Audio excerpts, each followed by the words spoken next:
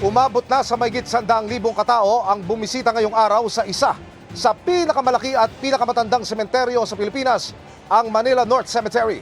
Sa kabila ng paulit-ulit na paalala kung anong mga bawal ipasok sa sementeryo, marami pa rin mga gamit ang nakumpiska ng mga otoridad. Narito ang report. Kung noong isang taon, nasa 900,000 ang dumagsa rito sa Manila North Cemetery mula October 31 hanggang November 2. Ngayon, inaasahan daw ng pamunuan ng sementeryo na mahihigitan pa ito dahil sa mas pinahabang visiting hours. Kung dati 5 a.m. to 5 p.m. ang schedule, ngayon pinalawig ito ng 2 oras at ginawang 7 p.m. ang closing time. Pero hanggang kanina, wala pang masyadong bumibisita. Mga kapuso, kumpara po sa parehong petsa at oras noong nakaraang taon, kung inyong makikita ang sitwasyon dito po sa Manila North Cemetery, wala pa hong masyadong tao.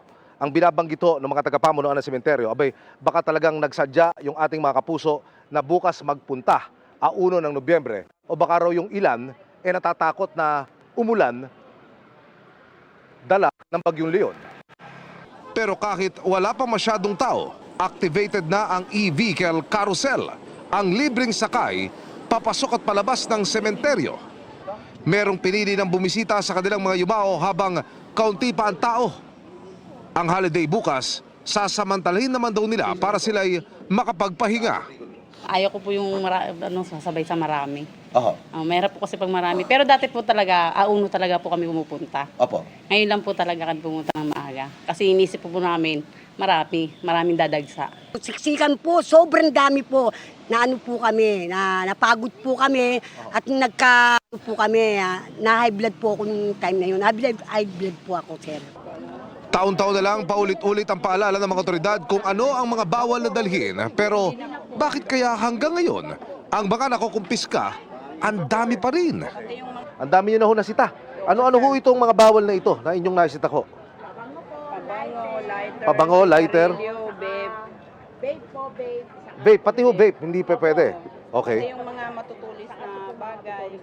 Ang lalaking ito na ilusot sa gate ang matulis na bagay na kanyang bitbit, pero pagdating sa loob, nahuli siya ng Manila SWAT.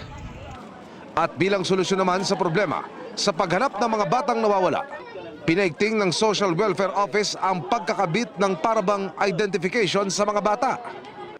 Dito ho, dinadala yung mga chikiting, yung mga bata na kasama ng kanilang mga magulang, ililista ko sa papel na ito, sa log sheet, yung detalye ng bata. At meron hong pinamimigay na parabang mga sticker stub ang MSWDO. Tanungin ho natin kung para saan ito. Sir, para saan ho yung mga pinamimigay nyo na yun?